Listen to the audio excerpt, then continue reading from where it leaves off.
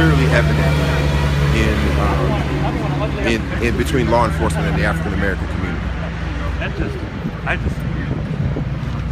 Harold, are you with the African American Council of Churches? And do you work with law enforcement at all? Yes, I do. I am part of several committees that are working with law enforcement. The United Way has a committee that is working on the law enforcement and working on law enforcement relations between law enforcement and the African American community. And I'm part of some task forces that are reviewing police policies. Are you noticing other police departments around the country that are adopting the measures that you'd like to see? I think the old culture is no longer safe. People, thanks to social media, social networking, officers now are being held to a higher standard, even internally. The shooting that happened in South Carolina is a perfect example of how some officers have in the past been able to plant evidence and change their story, but because of video evidence, it didn't work in South Carolina. The officer who attempted to plant a stun or tried to, say the guy was trying to take his taser. So I think law enforcement wants to have a good relationship with the community, even if they don't want to. They understand now they need to. Have you talked to the Madison Police Department officials at all about this? I have. I've been part of many discussions with them, and the chief has shown. He's come to my church and come to our community and expressed that he doesn't want this to be viewed as a trend or as a lack of care for every citizen in Madison.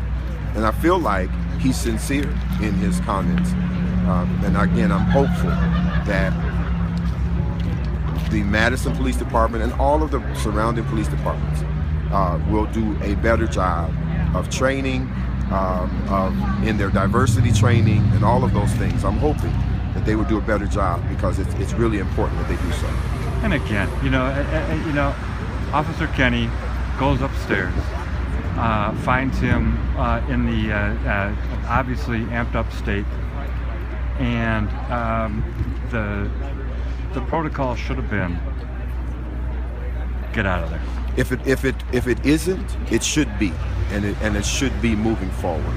I want when this happens again, I want the person to have the benefit of our bitter experience, so that the officer makes that decision rather than engaging this person who is amped up on drugs to wait for backup and handle it differently. Is there a if that happens, if there's a new policy in place here in Madison and in the state, what does that mean for the Tony Robinson family? What do you think that could do or say? I can't speak for them, but I think that anything positive that comes out of this will be a source of consolation for them, and I'm sure that's what they're looking for, because the young man that was just described today is not the Tony Robinson that everyone knew. So thank you. Thank you.